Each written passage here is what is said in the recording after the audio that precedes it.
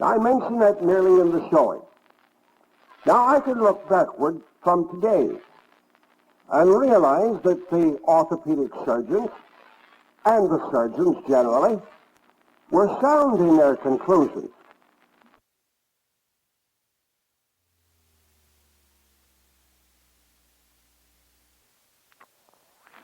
That there couldn't be anything wrong with the spinal column except a dislocation or fracture dislocation or dislocation fracture. And it was because they knew that they ridiculed chiropractic as being a non-scientific thing. They held this up to ridicule and to sarcasm and said we have no foundation upon which we premised our work.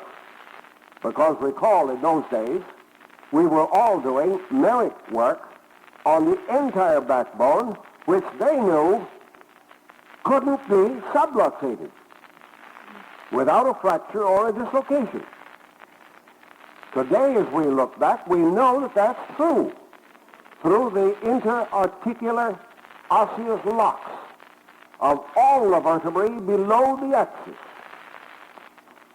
When we affirmed the specific adjustment based upon subluxations of the atlas and axis, they said, you've got something. That's true. And they began then to steal our thunder along that particular line because they knew that was true and all the rest was untrue. So we find medical books today, medical publications, medical articles, quoting us almost entire on that specific work in the upper cervical region. Now backing up to another thought.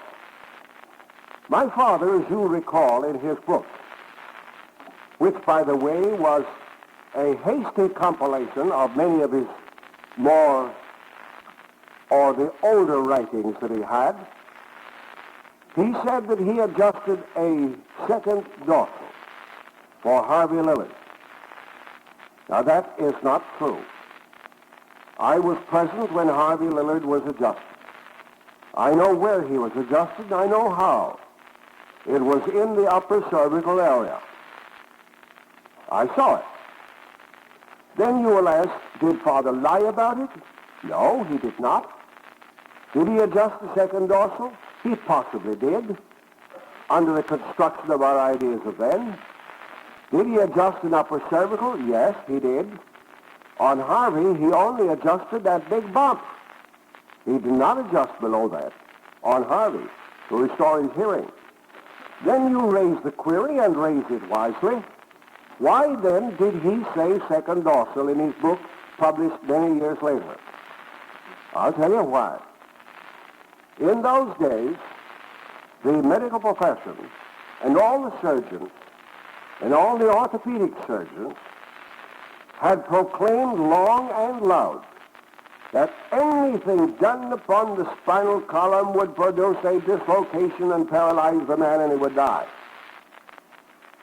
Consequently, Father had that fear thought in his mind.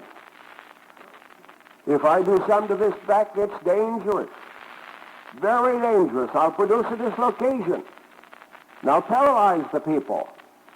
And you can imagine then with what temerity and trepidation and fear that he began to monkey with his backbone, being fully convinced that he might produce a series of dislocations in these people and ruin his business. So in teaching in his earlier classes, he did not let them see him adjust any cervical work because he didn't want them to know that he was taking the great risk of paralyzing these people. Later on, of course, we know what's happened. We think nothing of adjusting them today, every day, whatever. I mean to mention that because it was that fear that made Father change his statement from atlas or axis down to the second dorsal, because he didn't want to get his students into trouble on production of dislocations. Now, he's told me that many times, and I have repeated it. And oftentimes, in refutation, people will quote his works and show that he said second Dawson. And that isn't just what he said, but it wasn't a fact. Now, some years later, we moved up here on top of the hill.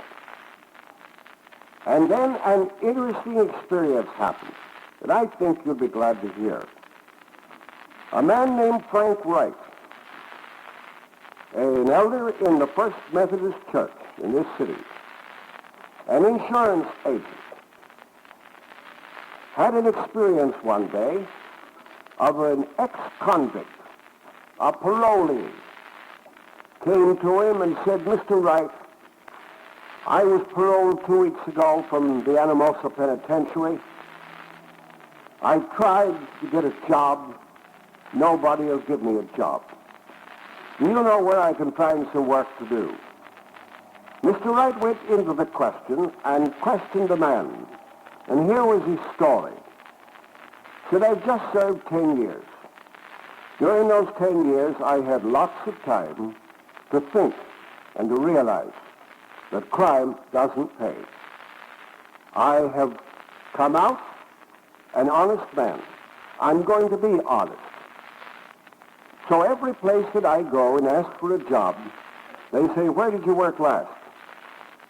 I'm just a parolee from the penitentiary at Anamosa. We'll take your phone number and we'll call you if something develops." And he said, "I've got turned down everywhere. Nobody will give me a chance." Now, he said, "What am I going to do, Mr. Wright?" "Well," he said, "I'll see what I can do for you." Out of that grew the idea in Mr. Wright's mind of forming what he called the Pathfinders Club of America. I am a charter member and have been from the time he organized.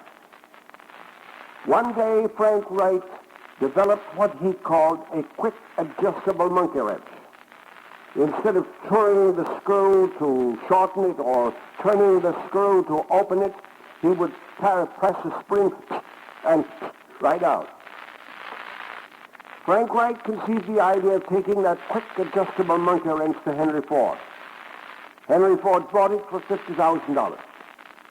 Henry Ford was for anything that would save and economize time on the assembly line. But one day Frank Wright made a mistake, as all men do. He invited an ex-convict to come to their meetings, which were held in the basement of the First Methodist Church. And they held a meeting, and this ex-con told his story to we members of the Pathfinders Club. The elders of the church, they went to Mr. Wright and said, "Mr. Wright, the church is no place for convicts. You can't hold any more meetings in the basement of this church. There's your Christianity for you. Or is it churchianity?" Mr. Wright didn't hold any more meetings there. At just about that time, Frank Wright moved to Detroit. He went to an owner of a big business block. He said, "I want to rent rooms." "What for?" "Pathfinders Club of America." "What's that?" "It's an organization of men that'll give ex-cons and parolees a chance to lead an honest life." "All right. They call me an infidel, an agnostic, and an atheist. But you can have any rooms that I've got at any time free of any charge. You're doing a great work." He used to hold his meetings in summer on the deck of the ferry between Fort Windsor and Detroit, and in the winter in various office rooms that were vacant in this office building. I am a member of that organization, have been all my life. Every little once in a while, some warden of some penitentiary in Iowa or surrounding states writes me and tells me that he has a parolee, that he would like to parole for me if I can give him a job or if I will take him as a student. These people come I sit down in my little office and talk with them. I don't lecture to them. They've had too much of that. I talk with them. I say, now listen, big boy. This is your big chance. You want to go straight? All right. Here's one man that's willing to help you go straight. The Pathfinder's Club is our duty.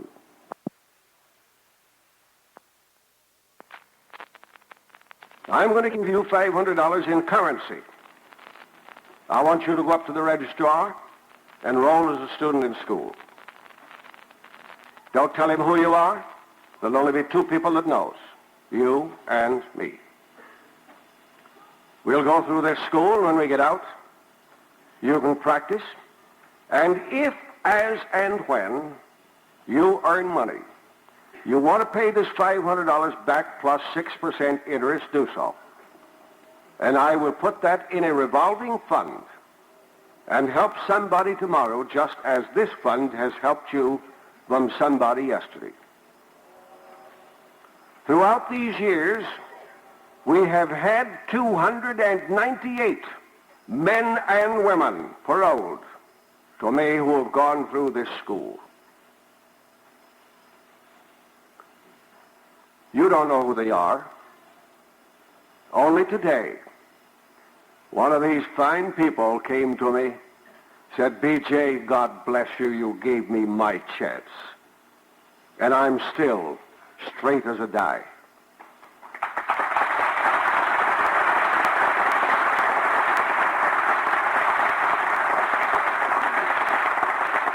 Now we have lots of Christians, so-called, who enroll in this school, and every chance they can, they cheat us out of paying their just bills and dues. But I have never lost $1 on any one of those 298 people.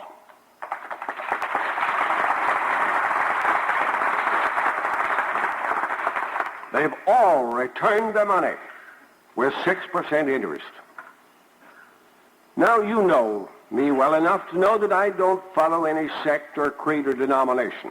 I don't belong to any church. Perhaps I've seen too much of the churchianity and not enough Christianity. I don't belong to them. But I think saving those men is a Christian obligation to them. And so I do it.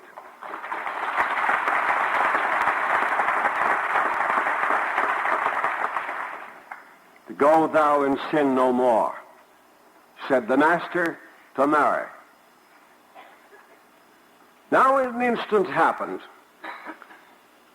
A woman came here who had spent 15 years in a penitentiary in South Dakota. She had a room in a house that stood right where this tent stand is now, back in those early days. She came to me, told me a story. She ran a house of prostitution in Pierre, South Dakota. Said, I've run that house for 20 years. I've come to the realization that I have ruined many and many a family. I've separated many a husband from their wives. I've taken in girls and ruined them when I shouldn't have. I see the error of my ways. I want to make restitution. I want to reconstruct my own life and the life of thousands to make up for the ones I've destroyed. And I think chiropractic is about the best way I can do it. I reached that conclusion. And I said, all right. I'll never forget her name. It almost came in my mind. Almost spoke it. Anyhow, I gave her the currency. She went up and paid her tuition. Everything was going lovely for about 6 months when a man enrolled who knew her in Pierre, who had been a habitué in her house, and he recognized her at once. It wasn't long until he whispered to his wife, and she whispered to some other man's wife, and she whispered to her husband. And it wasn't long until the men was hanging around her like a bitch that was in heat. Pardon the expression, but you know just what I mean. I don't want to be misunderstood. She came to me one day and said, B.J., I can't go on. I can't carry this load. Look what's happening. And I said, listen, so-and-so. Almost said that name again because it's on the tip of my tongue. I said, now listen. We've started this thing and we're going to finish the job. There's no quitting now. A winner never quits and a quitter never wins. And I'm not a quitter. We're going through with this thing. That was back in the days when I was holding pit classes in the auditorium. I said, now I'll tell you what you do. When the days come that you feel yourself weakening, come up on the platform. I'll put my arms around you and we'll walk down the hall. I want the students to see that I'm supporting you if nobody else is. That I'm endorsing you. I'm back of you.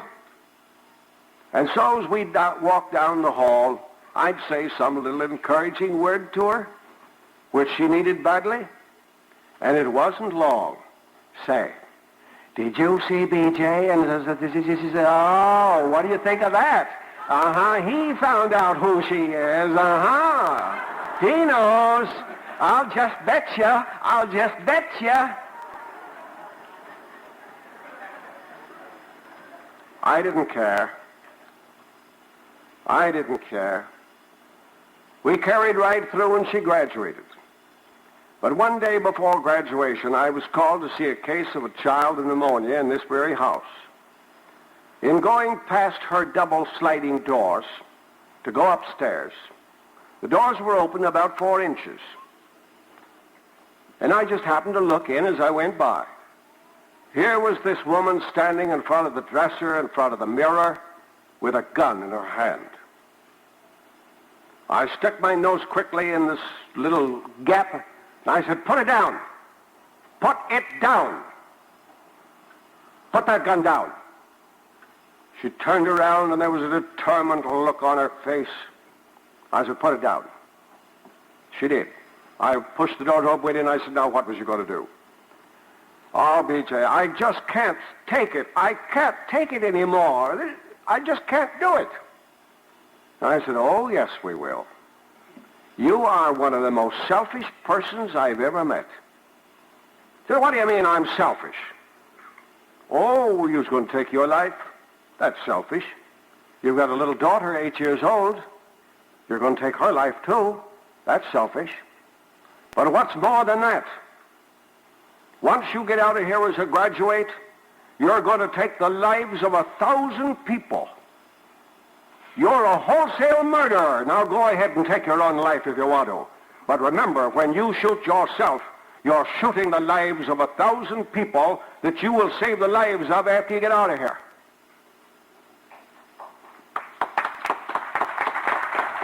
She said, I never thought of that. I said, think it over. Now turn around here and face me.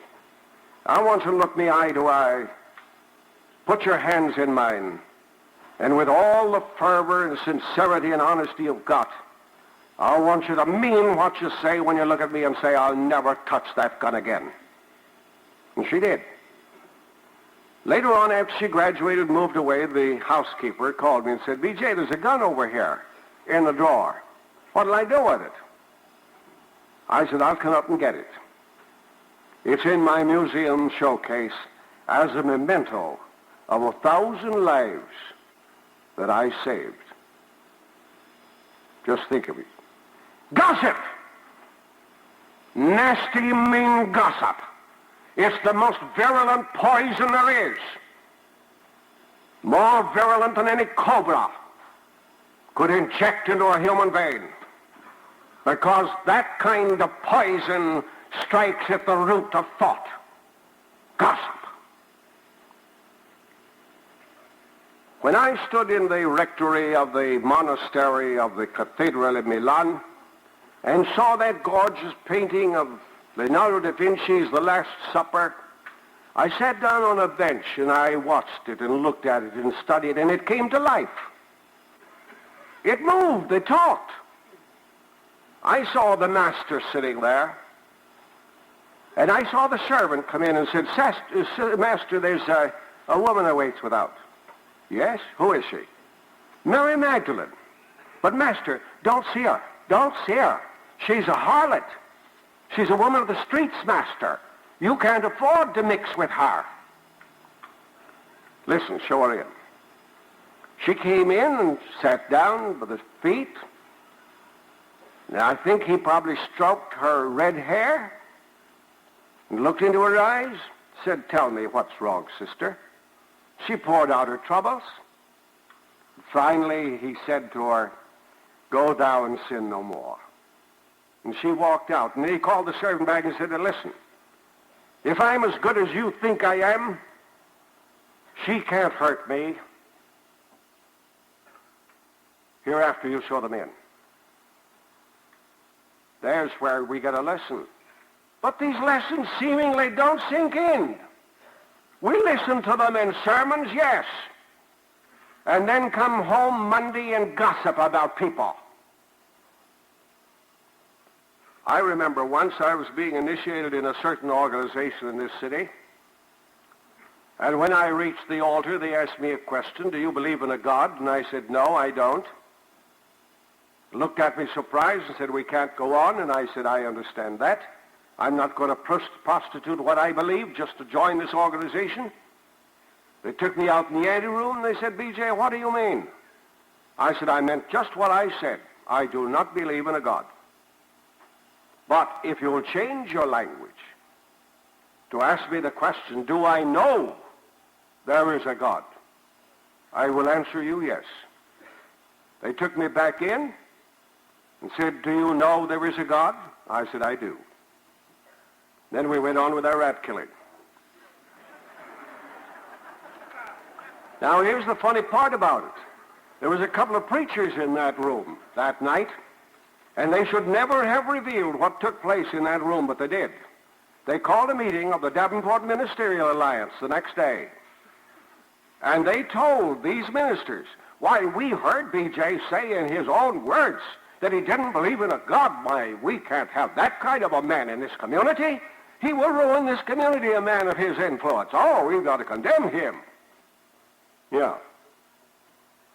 The vicar general of the cathedral came over and said, "B.J., is that what you said?" I said, "Yes, Father. That's just what I said. But that isn't all I said. I said that I knew there was a God." He said, "Well, what's the difference?" And I said, "I'm going to ask you a question. Do you believe it's going to rain tomorrow? Do you believe the sun will shine tomorrow? Do you believe it'll be warm tomorrow or cold tomorrow?" Well, he said, "Of course I don't know." Yes. And when you don't know, you believe. But when you know, you don't believe. He said, "I never thought of it. You're right. I'll never use that term believe again." And the Baptist minister came over and I told him the same story. Now, those two men didn't berate me from the pulpits the next Sunday, but the rest of them did, without trying to find out the other half of that story. And usually in these gossips, you only hear the one half that the poisoned pup wants to tell.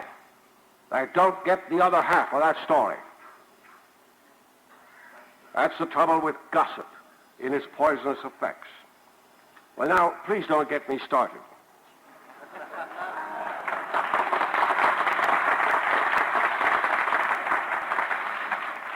Now, I want to draw back in your imagination, if I can,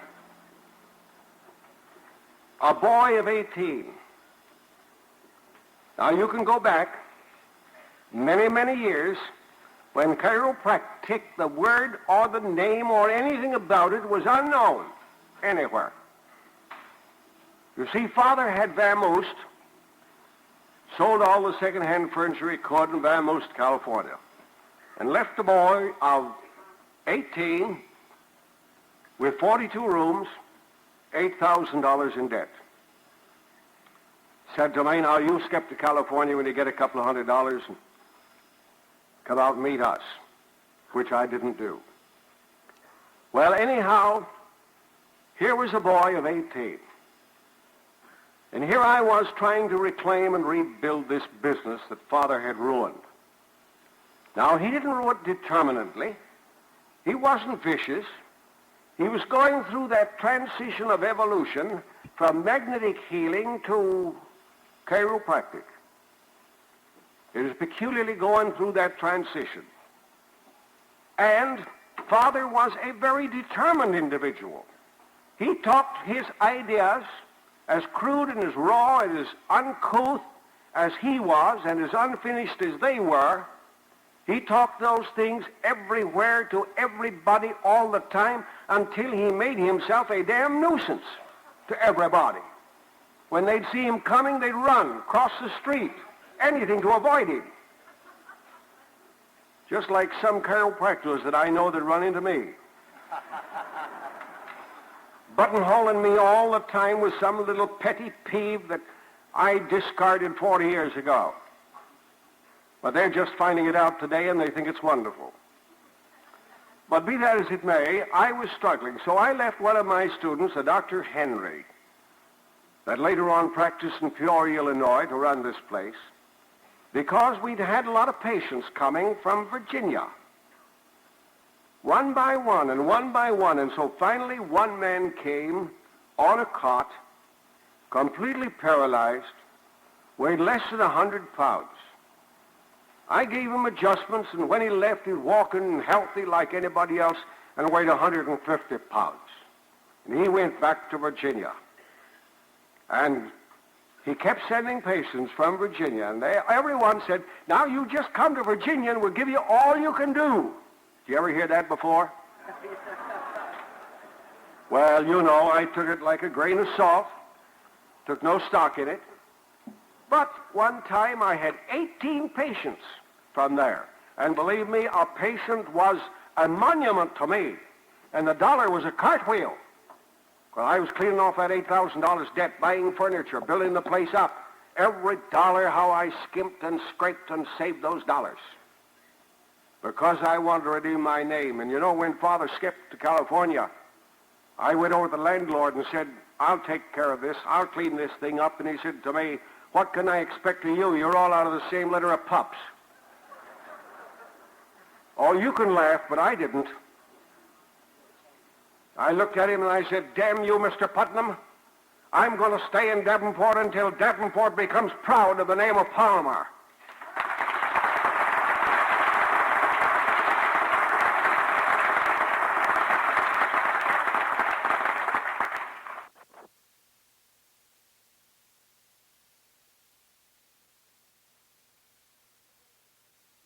And I think that determination helped save the day. Well, anyhow, I decided that I'd go down to Virginia and see if what they was telling me was true. They kept coming and coming and coming. So I went down. I had to get off the train. It's on the B&O somewhere at a junction point, and I went down to Belington. Getting on this little stub train, I found the train was full of people. Well, I thought maybe there's a county fair on somewhere, a state fair, something like that. Then the people that sat in the seat in front of me had one of my books, on which was a great big blot of ink with my picture in the center, which said, a blot of ink makes millions think. And they was holding this up and said, yes, I think that's him. And it looks like him, and it looks like him. Then they turned around, are you this man? I said, yes. Well, now, I want to talk to you about my wife. And I said, now, wait a minute. I don't know whether I'm going to stay here or not. Well, says this whole trainload, they're all going down to see you. Well, you know, I thought, fearfully exaggerated. When I got down to the town of Belington, here was a crowd of people in the depot. A couple of hundred people. And the folks on the train said, these folks were all coming down to see you too. Why, I was startled. Then some of the older patients that I knew said, we've already engaged the Oddfellows Hall for you on the second floor down here. Now let's go down and let's get busy. And so the people at the depot and the people in the train, myself leading, had a procession down through the street up to the Oddfellows Hall. And as many as could packed into the Oddfellows Hall. And I opened up my little suitcase adjusting table, and that's all that I had. Nothing up here, everything down there. Just a boy of 18 an unknown idea, and I began cracking those backbones. $1 per. And that night, my pockets was full of dollars. Oh, boy, was I rich.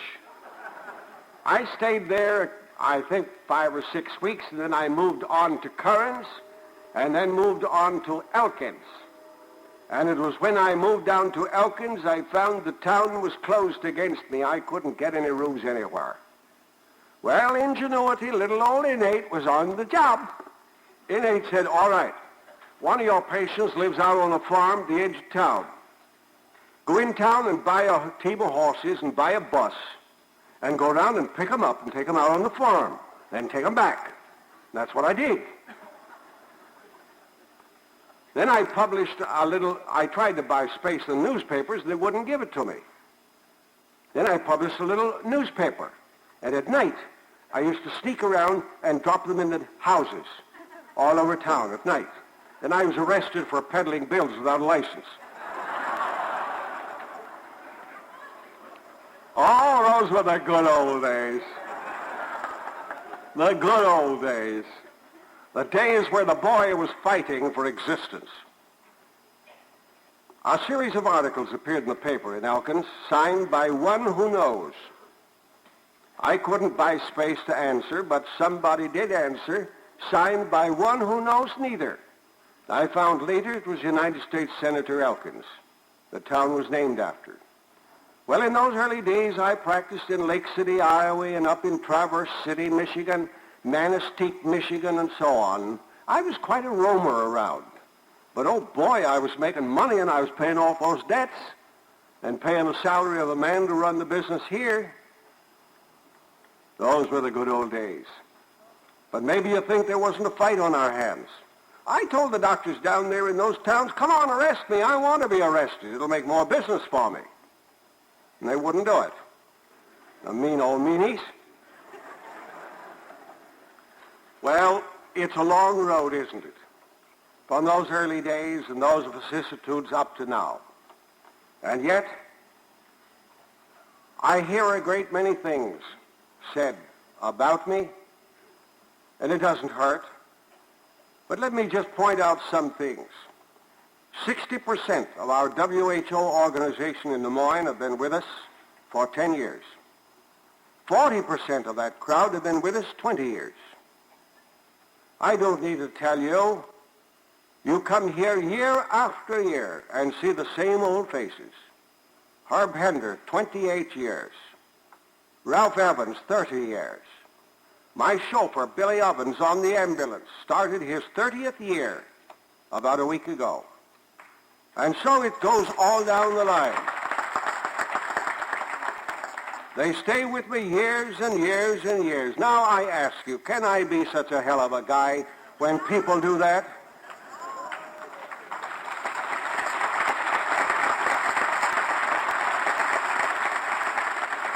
You know as well as I do that the people that surround me wouldn't take anything from me.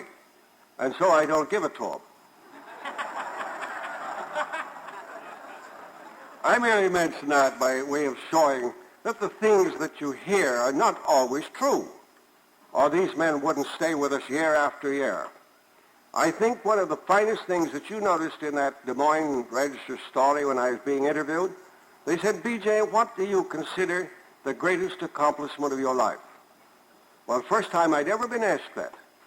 I hesitated a few moments and I said, the sincerity and the loyalty and the honesty of motives of the people that have surrounded around me for these many, many years. I think that's the greatest accomplishment I've ever done.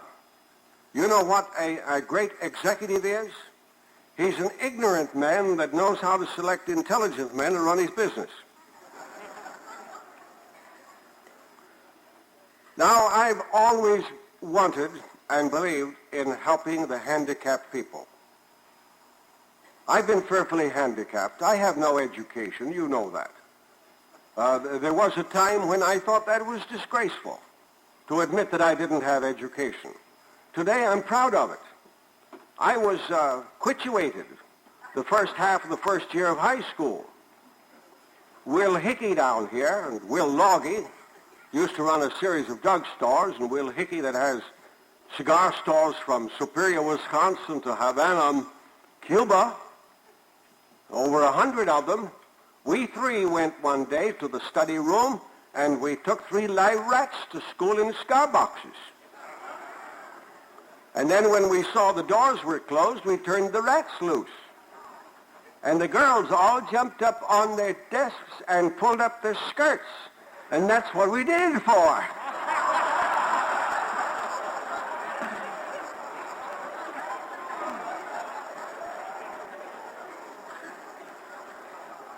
Well, all 3 of us were expelled.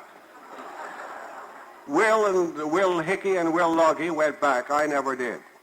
From then on, I got into work. Worked all my life. Now, I've been handicapped in many, many ways. Been handicapped in the sufferings that I've gone through all my life. I don't like to parade it to you one way or the other, except to show that life hasn't always been a bed of roses by any means. We've had our trials, troubles, and tribulations when we were kids. We've gone through and we've suffered and put up with a great many things. But we've carried on. Somehow, innate tells us constantly there's only one way out, and that's straight ahead. And so we keep on keeping on, doing the thing that innate compels us to do. Doggone it, I wish I was like you. I wish I was like Earl Striplin, could retire and go down to Sarasota alone. I wish I was like Billy Brownell, could retire and quit. I can't. Innate won't let me.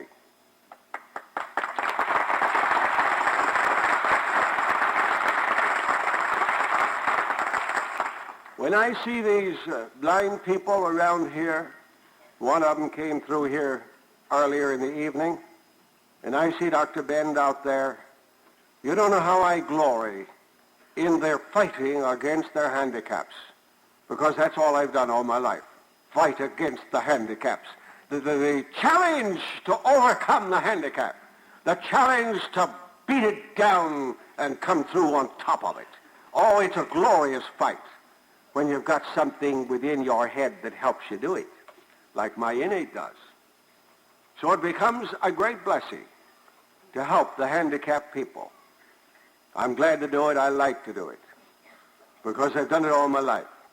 Now, I don't know whether this sort of thing is interesting to you, but it shows a little of the sidelights of the things you don't get ordinarily. I may never touch upon the personal side of the issue again, but I wanted to get it into the record so that you can get the straight of it. Not necessarily for defense, because my life is an open book, I need no defense, but that you can challenge people who misrepresent the facts, and you can challenge them and correct them. Not that I want anything for myself. Was a time perhaps I did. Today I have everything that any individual could want, certain amount of fame, certain amount of fortune, certain amount of great responsibility, certain amount of accomplishments, the love and respect of thousands of people, saving hundreds of thousands of lives. There's just one thing, as you've heard me say before, that I want on my mausoleum. Because of his having lived, he added millions of years to millions of lives. What greater tribute could any man want for what he goes through to produce? And I want you to know, friends, and getting on to the personal side, your little glances and your little smiles and your little handshakes and your little pats on the back, those are more encouraging than you think they are, because there always flashes back the day when we didn't get that sort of thing. Did I ever tell you the story of how we licked the city of Davenport?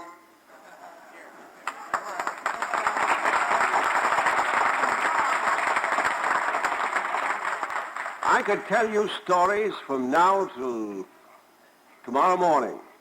I think I told you the other... No, shut up. I think I told you I was transcribing on tape 17 hours week before last for a certain purpose, which I can't release at this time. 17 hours telling the human side of these things, a little of which you're getting now. Well, let's get back to the city of how I licked the city of Davenport. Back in the days of the First World War, when Uncle Sam reached out and took the very best clerical help we had in these Quad Cities or Quint Cities and took them over on the arsenal, put them to work. Girls, stenographers, we were given $15 a day. They'd give them $15 a week. They'd give them $15 a day. Ordinary janitors getting $2 a day, go over there and make $12 a day. Molders that was getting, say, $60 a week would get $60 a day. No wonder everybody quit business all around and went over there. You can't blame them. But what happened? The merchants of the Quint Cities said, all right, if they're going to ruin our business, we'll ruin them. And so the $10 suit of clothes ran up to $120. Rooms went from $3 to $12 a week. Meals from 25 cents to $2.50 a meal. Everything else was in proportion. The merchant said, all right, Uncle Sam's gouging us. We'll gouge the people that are getting the gouging money that gouged us. And they did. Meanwhile, hundreds of our students began working extra hours downtown. The only help they could get, bookkeepers, clerks, what have you. And I said to these students, now, I want you to keep a record of that $10 suit that was raised up to $120. Make it out in an affidavit. Sign it and swear to it. And it wasn't long, several months, until I had 5,000 of those affidavits on every merchant in the Quint Cities. Then I said to the merchants of the city of Davenport, and I found that Sears Roebuck was shipping in stuff here by the carload every day. So was Montgomery Ward. People were going out at Davenport. They were buying up at Clinton and DeWitt and Muscatine and Burlington. They were buying everywhere else but in this man's town, and the town was facing absolute bankruptcy for the want of business. So I decided that something had to be done. You see, up to those days, this town didn't owe me anything. Everything they got from me, they owed me. Those days I was a quack and a fake, and don't you go up there and waste your money. He won't do anything but break your back. All that stuff. I was under no obligations to this man's town, but I invited 400 of the merchants up to the cafeteria. I served them a meal that cost me $5 a plate that night. Now, $5 was some money then. That was a good meal. Today it would cost about $20. Then afterward, I invited them upstairs on the roof garden. And there I talked to them about how we was losing business and the city was facing bankruptcy. The United States Census Bureau said that Davenport was the second highest price city to live in the United States. And it was hurting our enrollment, was killing us too. Students wouldn't come here and pay $12 for a room when they could go to St. Louis or Indianapolis or someplace else for a couple of dollars a week. Ruin us. I was fighting for my life. So I talked to them just along those lines. And I said, now tomorrow night, I want you merchants to come down in your prices. And I said, I'm going to buy space in the Davenport Daily Times and print some of these affidavits. I'm going to let people know what's going on in this town. The Times man got up and he said, you can't buy space in our newspaper. I said, all right, I'll put it in the Democrat. The Democrat man got up and said, all right, you can't buy any space in our paper. Not for that. I said, all right, I anticipated that. I have a radio station that I can talk to the whole community right now. I don't have to have your newspapers. And nobody can keep me off of my own radio station. Now I said, you come down. I'll give you 24 hours. The next night they had 8 additional pages in both papers announcing a marked reduction in prices. And we saved the city of Davenport. But believe me, they were roaring mad that night on that roof garden. Jim Firth and Harry Vedder and Steve Durick said, we're through. We're quitting. We've stayed with you these years to help you build your name. Now you've kicked the bucket all over. We're through. You know what I gave them that night at the door? I had little coffins made, little wooden coffins. And in there I had little 10-cent hammers. And I had little lids that fitted in. And on there I had printed, "Rick was squat in pox. Let it the hammer rest in peace." I gave those out to everybody that left the door. You'll see some of them there in the museum showcase.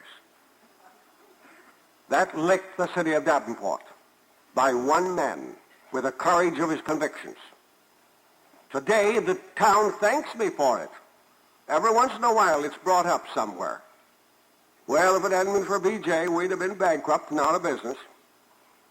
Isn't it a game? It's a game, you know. If it wasn't that I play it like a game, like you'd play football or baseball or something of that kind, I couldn't take it. To me, it's a game. And it's fun. Now, oh my goodness, look at the time.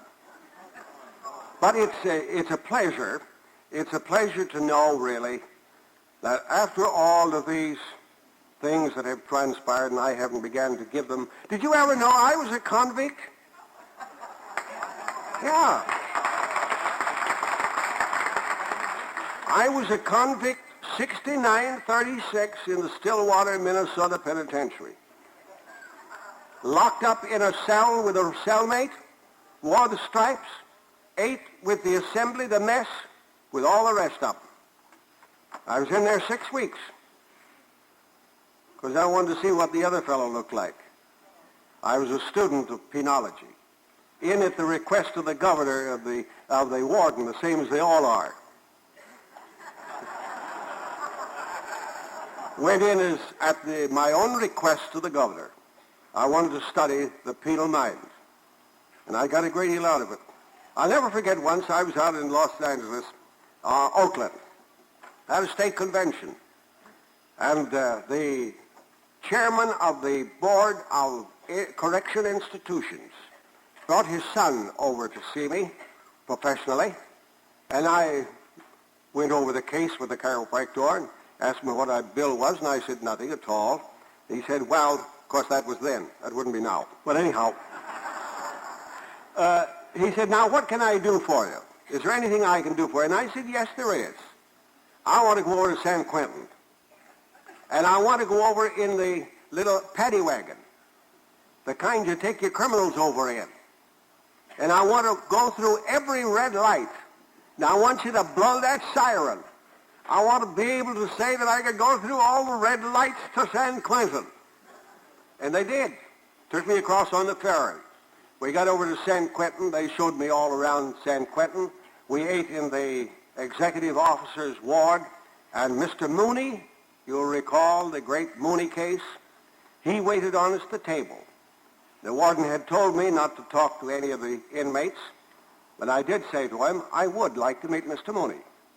He said, all right, I'll introduce you, which he did.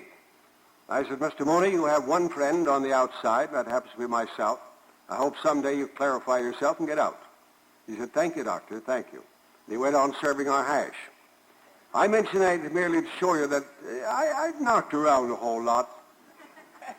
But one of the greatest blessings of all is to think that when once a year Lyceum time rolls around, you folks come back here, not necessarily as a tribute to me personally, because after all I'm just a chunk of common clay, but a tribute to the things that I have thought and said and tried to do from which you have benefited. I realize, and I think you do, that if it hadn't have been for me, none of you would be in the profession at all today.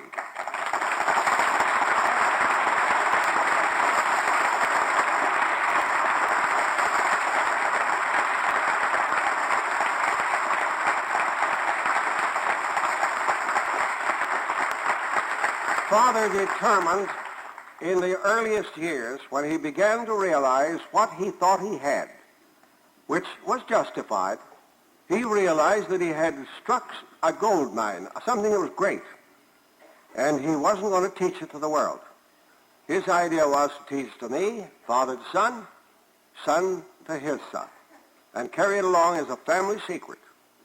I'll never forget once, when he was getting into the chiropractic thing, he had mirrors in his room, in his adjusting rooms, little rooms. And he caught a patient once with his head turned, looking in the mirror, watching him do it. What did he do? He went over and took that mirror off the wall and smashed it on the floor, and he said, "Nobody will ever see me do this again." He was afraid somebody would see him do it and go out and steal his idea. So we got into a great fracas, Father and I, and that became the bone of contention, and we never settled it. It was never pacified. When Father passed away, he made his widow promise that I would not be invited to the funeral, and I wasn't. In fact, didn't know till after it was over that he died. He was so bitter over the fact that he wanted to keep it a family secret, and I said, "You can't adjust all the backbones in the world all by yourself."